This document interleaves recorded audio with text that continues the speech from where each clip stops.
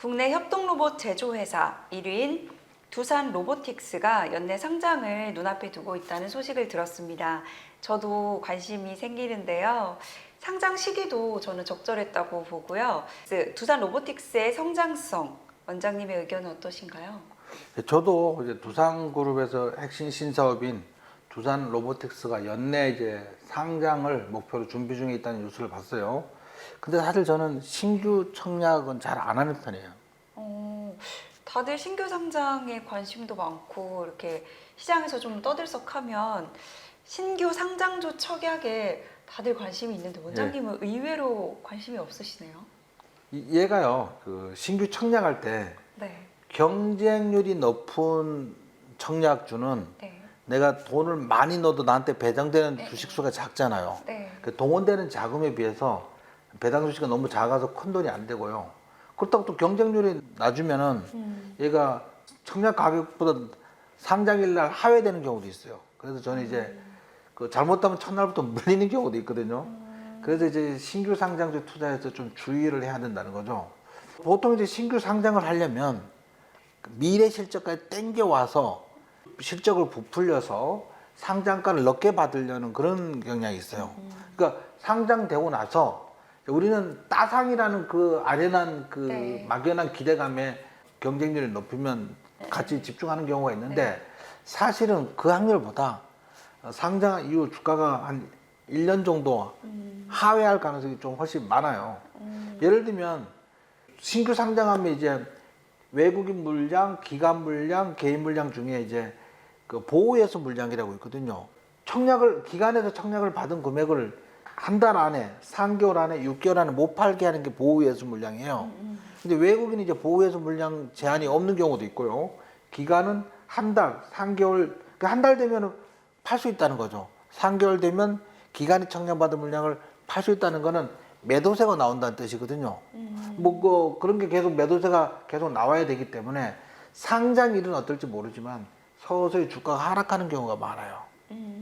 그래서 처음에 상장할 때 따상 가는 종목이 아니라면 신규 청약은 그렇게 매력적이지 않다는 거죠. 근데 아까 말씀드렸다시피 과거 뭐 SK사이언스나 이런 것처럼 막 따상을 간 종목들도 네. 있기 때문에 우리는 거기에 눈이 약간 뒤집혀서 이거 청약주를 굉장히 좋아하시는 분들도 계신데 아닌 경우가 훨씬 많아요. 아, 그래요? 확률적으로? 예. 그다음에 그런 종목들은 동원한 자금 대비 예를 들면 1억 원어치를 청약을 했는데 한 주나 두 주 준다고 이런 일이 벌어지니까 재미가 없잖아요, 이게. 그래서 저는 이제 노력 대비 남는 게 없다. 뭐 이렇게 생각해서 잘 안 하는 편입니다. 아, 저 근데 그 궁금한 게 네. 이제 이거 말고 그 LG 에너지 솔루션이었나? 네. 거기도 신규 상장주 그 청약할 때 네. 한 2년 전에 된 데가 거기죠, 맞죠? 그때 제 주변 사람들 그래도 다 진짜 적은 금액이라도 받긴 했었거든요. 네. 근데 여기가 더 위험한 거예요, 좀 더? 하회할 가능성이 높은 거예요? 위험한 게 아니고 1억을 동원해서 예를 들면 10만 원짜리 두 주를 받았다고 쳐요. 20만 원을 받았어. 얘가 배가 튀겨지면 40만 원이 되잖아요. 그럼 20만 원 번 거 아니야. 20만 원 벌려고 1억을 투자하냐 이거지. 1억을 돈을 끌어다 박을 필요가 없다. 번거롭다는 거예요, 그거는. 더 손해볼 가능성은 딱히 없고요. 예상과 다르면 손해 볼 수도 있죠. 예상과 다르면. 근데 보통 경쟁률이 치열한 건 손해 볼 확률은 적어요. 그런 거는 이제 지금 얘도 굉장히 따상 갈 확률도 높아, 얘도. 그런데 제 얘기는 동원한 자금, 돈을 동원하려면 1억이나 2억을 동원하려면 뭔가 내가 뭐 행동을 해야 되잖아요. 은행을 가든 뭐 어쨌든. 근데 노력 대비 돌아오는 게 너무 적다. 작다는 거, 너무 작다는 거지. 그래서 안 한다고 저는. 이해했어요. 근데 대우사는 뭣도 모르고 막 하거든. 제 주변에도 다 그게 어디야 그러면서. 엄마 친구분들도 다 하시고 막 그러니까 그게 어디야 그랬는데 저는 몇십만 원이라도 벌려고. 저는 그 몇십만 원 때문에 몇 억을 갖다 끌어들이고 싶은 생각이 없다는 거지. 귀찮다는 거지 그냥. 네. 제가 여기서 주린이로서 예. 또 질문이 하나 있는데요. 공모가 선정 이건 어떻게 이루어지나요? 이제 전문가로서 원장님은 저 같은 경제 어린이들에게 이해하기 쉽게 설명을 좀 부탁드릴게요. 이건 조금 더 복잡한데요. 예. 상장하기 전에 이제 상장 기업이 주관사하고 협약을 맺어서 증권거래소에 상장 예비 심사를 청구를 해요.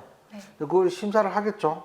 그래서 그 예비 심사를 통과되면 본격적으로 이제 상장 절차를 시작하는데, 여기서 상장하는 기업을 이제 IPO 한다 그래요. IPO가 기업 공개란 뜻이에요. 그냥 네. 그 영어를 그냥 그대로 네. 해석을 하면 기업 공개란 뜻인데, 이때는 주관사를 통해서, 여기서 주관사는 증권사. 네. 이 기업의 A라는 기업의 그 상장을 주관하는 기업은 이제 증권사하고 협약을 맺어서 계약을 해서 하게 되는데, 증권거래소에 상장하기 위해서 상장 주식의 적정성을 공표하기 위해서 상장 예비심사를 청구해서 심사가 완료되면 상장위원회 심의를 거쳐서 승인이 나게 되면 이제 공개 모집 절차를 시작을 하거든요. 이제 공개 모집 절차를 시작을 하는데, 이걸 주관하는 증권사가 있는데 이거를 이제 보통 증권사에서 주로 해요. 예. 그럼 공모가는 어떻게 정해지게 되나요? 증권사하고 이제 주관사가 공모주 청약을 받을 때 이제 공모가를 정하게 되는데, 일단 뭐 상장하는 그 기업에서는 공모가를 좀 높게 받으려고 하겠죠. 네. 그래서 근데 자금을 끌어들이는 발행사는 가능하면 공모가를 높게 받으려고 하는데, 공모가가 너무 높으면 일반 투자자들이 뭣도 모르고 따라왔다 상장하자마자 손해를 볼 수도 있잖아요. 그래서 순서는 이제 기간 청약을 먼저 받아요. 그 기간 청약 경쟁률이 굉장히 높으면 개인들도 청약률이 굉장히 높아.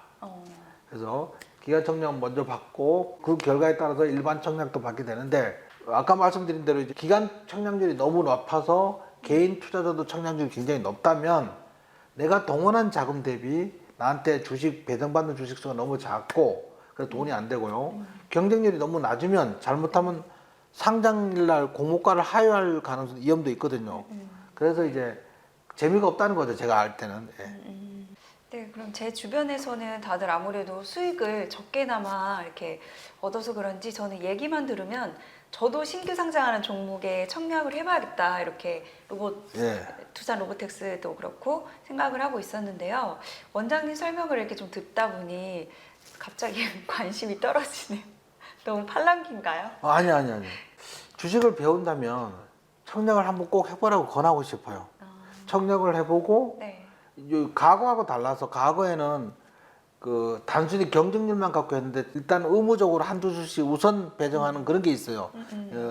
개인 투자자를 보호하기 위해서.